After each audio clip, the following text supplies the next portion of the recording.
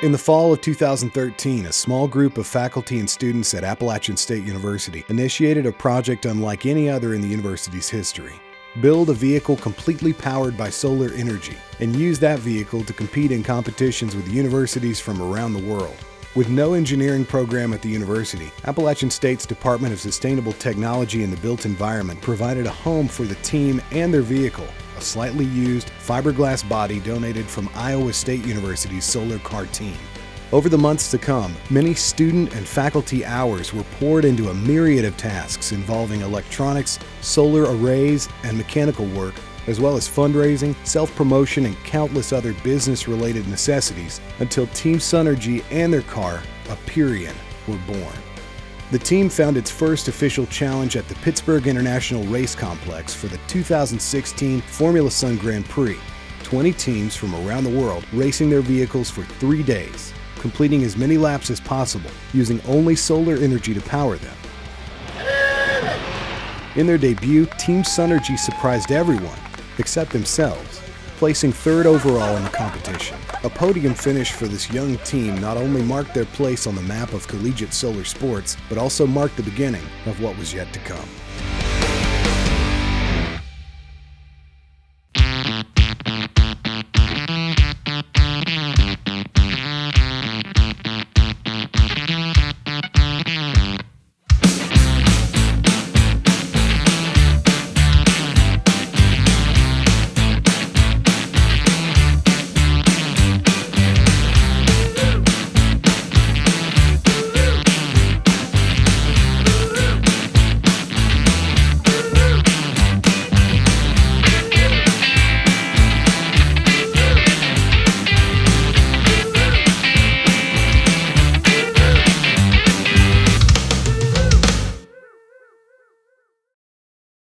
All the team members, when we're setting up for it, so as soon as the chancellor gets here, pretty much just hop behind the car.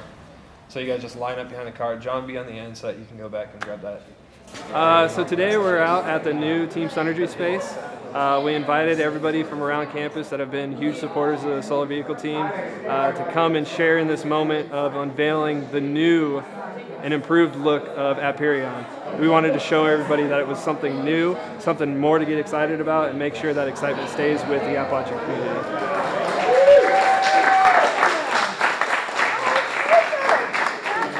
To me, the one word that describes this car is stunning.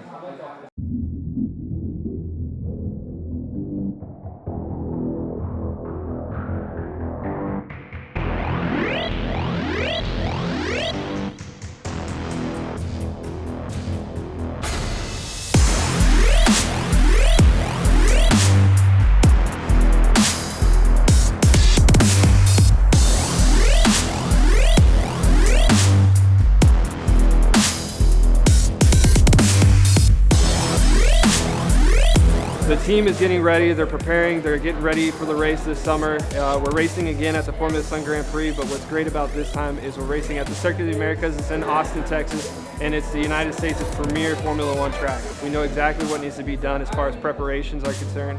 We have a better race strategy, we have improved technology throughout the car. We're hoping this year we can be on top and really prove everybody proud.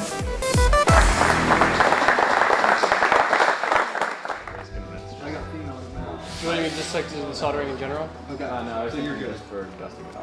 Oh, yeah. Yeah, we'll just wait for the weekend to actually... The team is very ready for the race. We really have an amazing group of people going this year. We have some people from last year, but we also have a lot of new people that are going to be around for a while. So this summer, we kind of have opened up the warehouse so anybody on the team can come in and do work whenever they need to. We normally spend about 20 hours as a team in the warehouse. We work every weekend, 10 to 5, and then we have some work days during the week as well. But really it's just fine-tuning the car, installing new systems, testing systems, and making sure that the car is race ready for the summer. I just spent like 2 hours of my life on it. It better work. This is actually the last year that the car that we have will be eligible for competitions at all. So we're really trying to push what we've done last year and make it a little bit better. So we've updated our telemetry system. We're hoping that we can have all of the data this summer. We can save it and then analyze it after the race. The new thing that we're doing this year is we're offsetting all of our carbon emissions from everything. So we're working with an offsetting company, and we've been tracking our own emissions from this semester, and then we'll actually offset all of those emissions. So we'll be one of the first carbon neutral solar vehicle teams. And then at the race, we'll actually be giving a short presentation to other teams and encouraging them to go carbon neutral as well. The main difference between this year and last year is the fact that we have racing experience. We're not going into this new and green, and we're really excited to go to the track and really show all of the other teams that we are a team to contend with, that last year wasn't a fluke, that we are a team that all of the other teams have to watch out for. All right, loud noise. There it is. Rolling.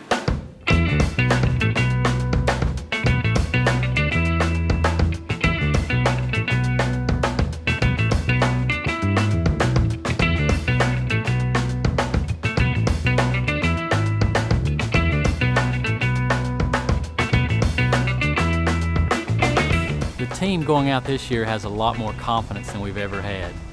Confidence in respects of that we've been able to test the car, we've been able to tune the car, we've actually worked a year on the car with it rolling as opposed to not rolling.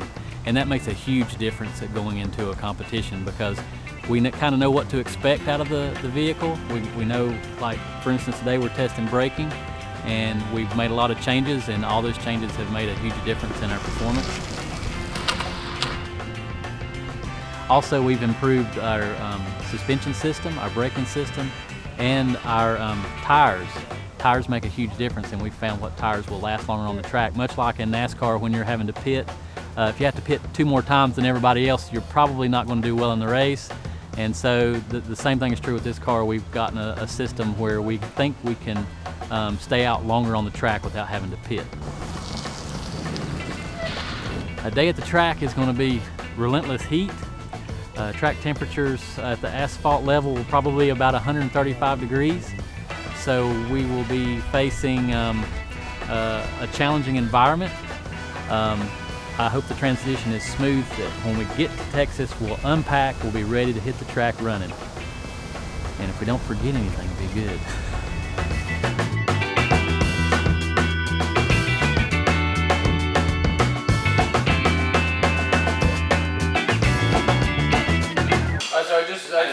What I do is I would just like my footage here. Dude, I would say racing team,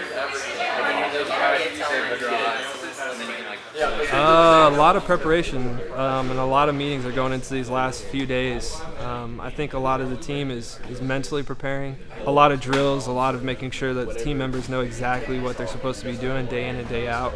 The vehicle that we're bringing to the competition is the best that it can be, just like we're making sure we're the best we can be. I think the biggest challenge for any team going into any solar car race is just making sure that they're prepared and overly prepared, because in solar car racing you're dealing with a lot of electronics and anything can go wrong. And so if you're prepared for that one mistake to happen or that one component to die on you, if you're ready to swap it out and get right back on the track and make that fix, then that's the biggest hurdle, but also the one that every team needs to prepare for. So last year we were at Pitt International Raceway. It was about 1.2 miles long.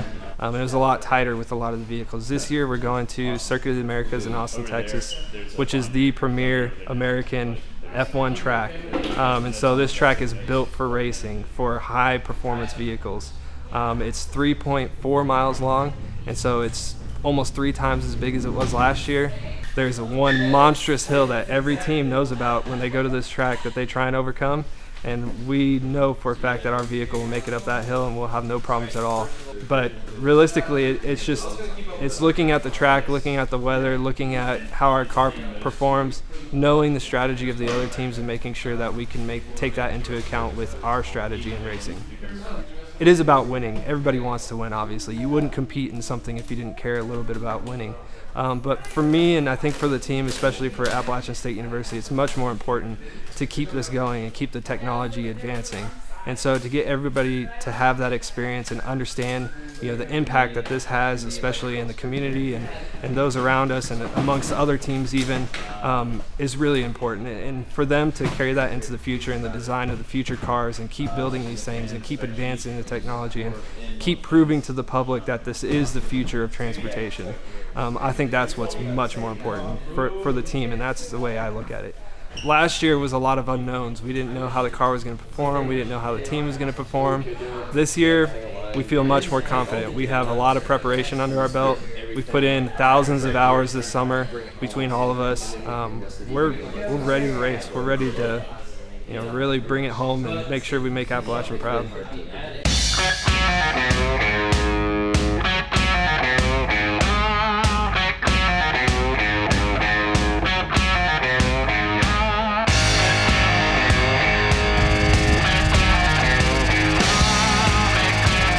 Before the cars line up and the green flag drops, each team and their vehicle must undergo a litany of inspections and qualifications called scrutineering. Formula Sun Grand Prix staff have the teams test their vehicles in everything from dynamics and stability to electronics efficiency and safety measures, ensuring that each car is capable of competing on the track. As of right now, the plan is to have telemetry here, have pit right in front of our garage. Since we're the furthest team back, it's actually like one of the perfect places to be. Find shade, go in the garage, take a radio with you, wait to be called, stuff like that. But you should not be sitting in the sun unless you absolutely have to. All right, anybody got anything else? Let's get after it. Wasting no time, Team Sunergy hops right in, completing several of the tests in the first half day of scrutineering, vying to complete their checklist before any other team. Because at the Formula Sun Grand Prix, the order in which the teams complete scrutineering determines where they line up at the beginning of the race on day one.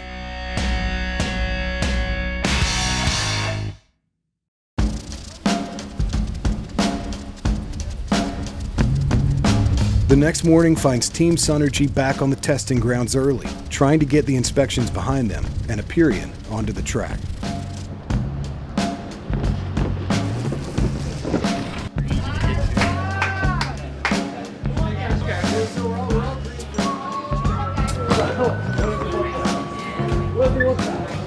So, it's official, we turned in scrutineering sheets. Not only are we done with scrutineering, but we definitely have pole position starting the race.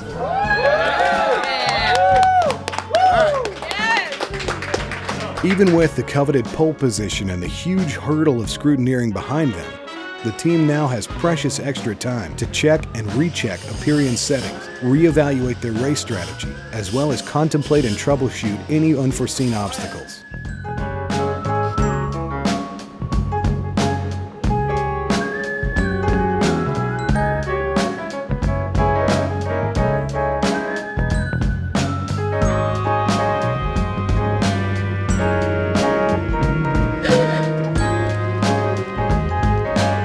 Right now, we made some changes and calibrations to the accelerator. So we're trying to get the drivers used to the sensitivity of the accelerator as well as coasting and regen. We want to test them out before we get on the track tomorrow. We finished first in scrutineering, so we're on track to start out the race in the lead position. So we're feeling very confident compared to last year going in, and we just want to double check every nut, bolt, and make sure that everything's good to go for tomorrow.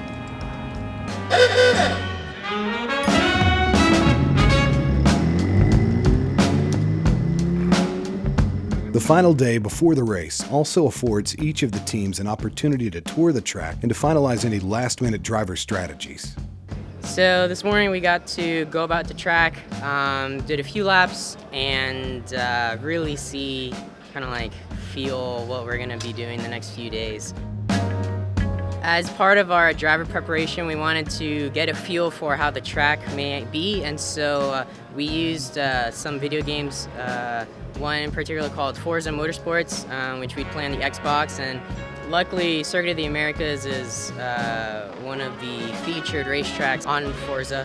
It's a driver simulation video game, and so it's very good physics on the game, and very realistic maps and stuff like that. And so we were able to use the video game to kind of test out where we can coast, how much we may need to brake. We're able to replicate that as close as possible, and that's definitely helped us get a really good visualization as to what to expect. But it's really something else once you're on the track, and the first hill, it's pretty deceiving until you start going up it, but it's pretty cool.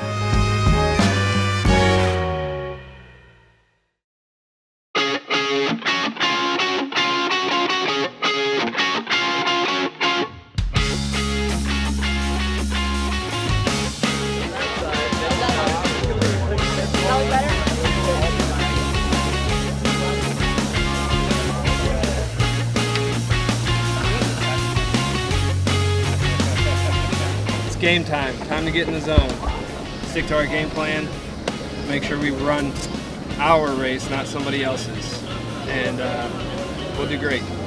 Have state on 3, ready? 1, 2, 3! The race starts with Sam Bajoli driving the first leg for Team Sunergy, staying at the helm for 5 hours. During that time, a problem with the car's accelerator strands Appalachian on the side of the track, and the pit crew responds. Unable to perform what is needed right then and there, Team Sunergy has to be towed back to the garage, losing valuable time in laps. The main thing with driving this solar car is about conserving energy and maximizing your distance traveled with the energy that you do consume. So you always have to be keeping in mind, how do I conserve my momentum through this turn or down this hill or up this hill? And just try and drive the most consistently and effectively. So when the car broke down, I initially noticed it when I was exiting turn 1 and the accelerator was locked and engaged. So it was accelerating down the hill when I was not wanting it to. And what happened was just the potentiometer that we have just slid with our pedal and just needed to be reset as well. So it was a little disappointing to have to pull off the track and have to tow the rest of that lap, but I do believe we can make up for lost time. The team pits for a quick driver change, putting Duvi Rudau behind the wheel. Pull it, come this way!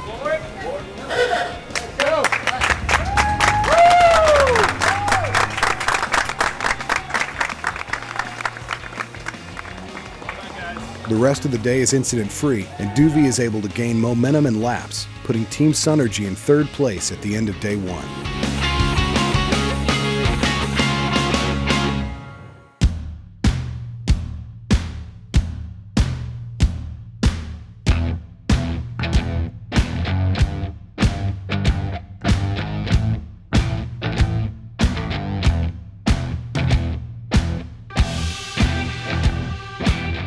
Day 2 of racing starts strong for Team Sunergy, with driver Lindsay Rudisill gaining laps and pushing the team into an early lead. But again, an issue with the accelerator forces the team off the track and back into the garage. So the potentiometer that we replaced last night, the shaft was a bit too short, so the pedal slipped off the potentiometer, and so we needed to drill a bit of a hole into it to get it some grip, and then we super glued it to keep it together, so hopefully it'll just stay, the whole mechanism will stay together from now on. After another quick response from the pit and mechanics teams, Lindsay is back on the track and in 5th place.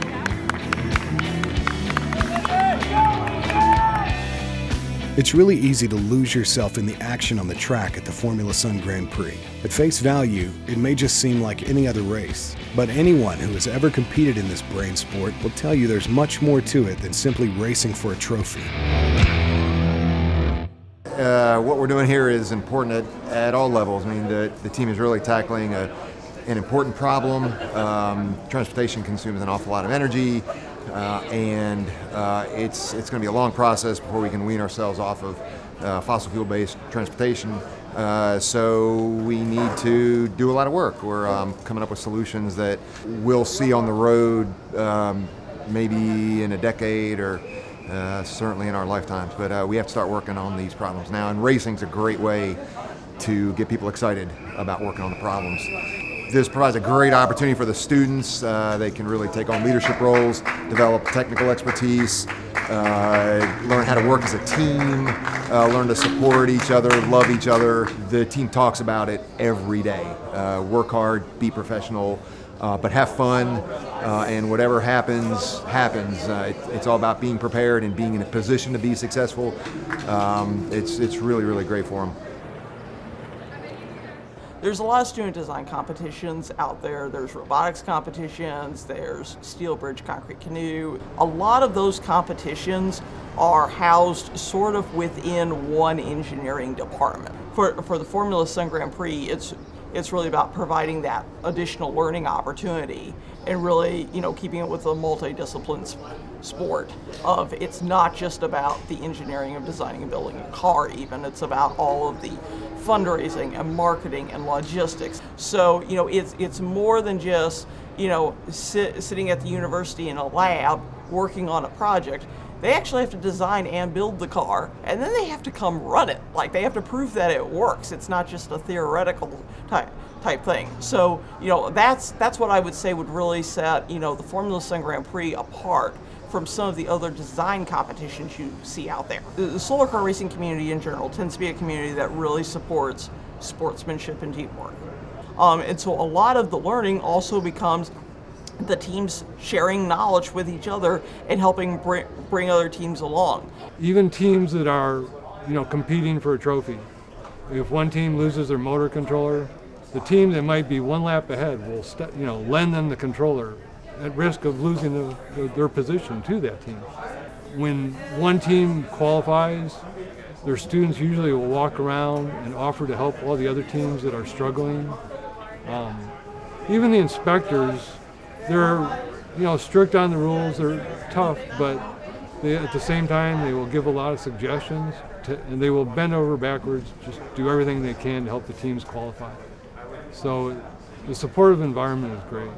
Every single one of these 18 teams that are here wants to see every other team get through and pass scrutineering and get out on the track. Even if it means that they only get to complete one lap tomorrow, they're still getting education that goes far beyond what they learn in a textbook or solving, a very structured problem in the classroom setting. Lindsay is able to get Team Sunergy back into second place before she hands the wheel over to Christian Gulisano for the final leg of the day. The pit team has to move quickly, also changing tires in this pit stop, and every second spent in the pit is a second lost on the track. All right, can somebody pull the block? I can pull the block. 1, 2, 3, up.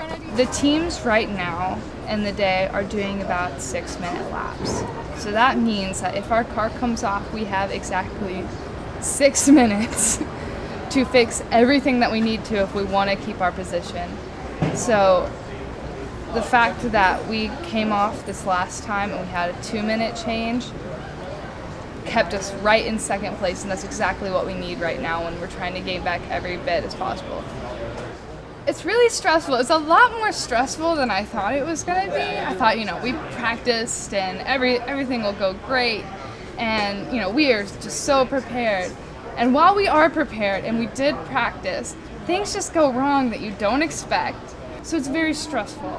I also didn't realize how fun it would be, especially being around all these other teams and seeing how they trained, how their team operates and what works for them.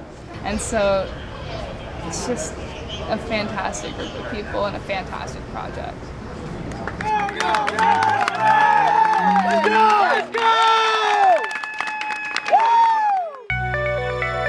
The checkered flag drops on day 2, and Team Sunergy is able to hold on to the second place spot. But their day is far from over. Teams are allowed to charge their batteries for several hours at the end of each day before the batteries are impounded by Formula Sun officials. The energy you've stored at the end of one day is what you have going into the next. But after a test is run on their car, Team Sunergy's vehicle suffers a critical system failure in one of its charging components. Time and sunshine are running out as the team weighs their options. But even their troubleshooting would be cut short.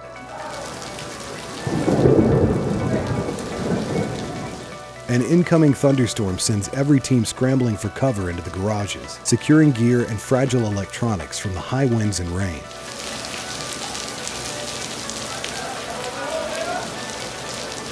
The storm finally passes, allowing teams back out to soak up the last rays of the day.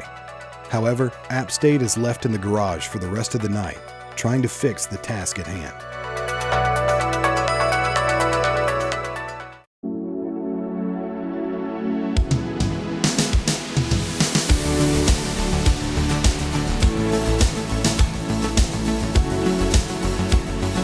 The final day of racing has arrived, and despite losing over an hour of charging time the night before, Appalachian is ready to go back onto the track. The amazing spirit of sportsmanship of the Formula Sun community shone through once more, this time in the form of Principia College, lending Team Sunergy a much-needed part, eliminating last night's system failure. We're not here to win. We're not here to win the race. We're not here to come in first place. We're an educational institution. We're here for the students to learn. And they learn a lot of valuable lessons. So much of college, you go to class by yourself, you go back to your room, you study by yourself, you take tests by yourself. The day you graduate, you go to work for a company, you're supposed to be a member of a team. Well, being on Solar Car, you learn how to be a good team member, how do you be a good follower, how are you a good leader, how do you trust others, how do you communicate. Lots of good lifelong skills that they learn that put them in good stead for the rest of their life, for sure. And the camaraderie here, we've always been big on that, helping other teams, getting help from other teams, for sure. Yeah, it's a great way to do it, for sure. We love it. With Lindsay Rudisil behind the wheel, Appalachian makes an early jump to lead the pack. But soon, reports are coming in from other teams that App State is failing to honk their horn, a safety precaution required when passing another car. As it turns out, Appalachian's horn is malfunctioning and must be replaced. Team Sunergy's spare horn has already been lent to Georgia Tech, who is currently on the track. A new horn will be needed to get back out onto the track and back into contention.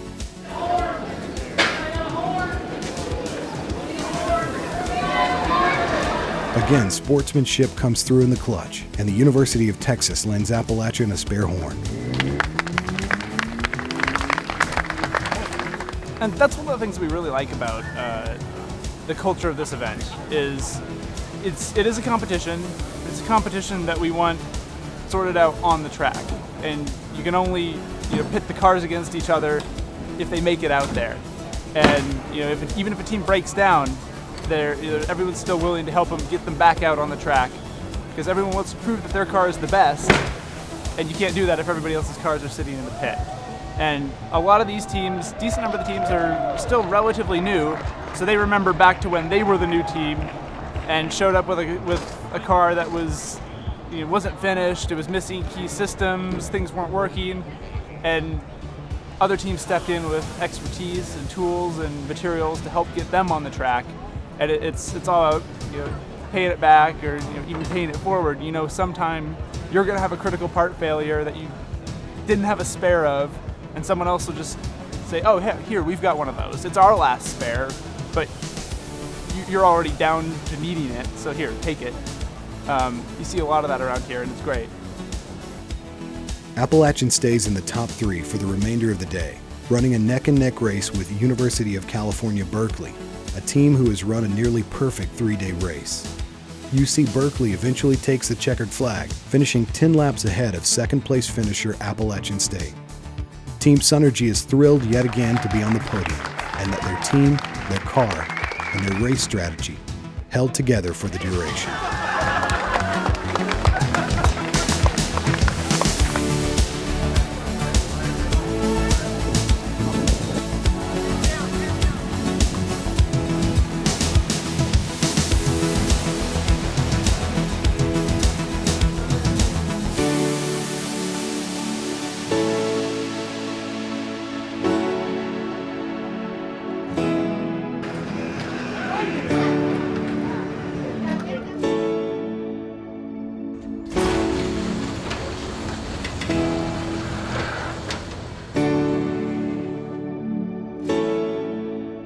Coming out of a race like the Formula Sun Grand Prix and placing second, you would think that our job is done and we're finished. That's not the case for our team. The second we got back, we picked up our pencils and paper. We started looking into the next race, the next competitions. What are we designing? What are we going to be doing? This will be the first car that we've designed and built from the ground up. This has our heart and soul into it. We're going into a new class. It's called the cruiser class, where it's multi-occupant, so you have more than just the driver in the car. For our car, it'll be a two-seater, so it'll have the driver and a passenger, and it'll have all the same creature comforts as a standard automobile. It'll have a trunk, cup holders, the doors will open in a standard way. We'll have a audio and video entertainment system inside the car, standard gauges and dials, turn signals. It's going to have the look and feel of a true automobile, a true car.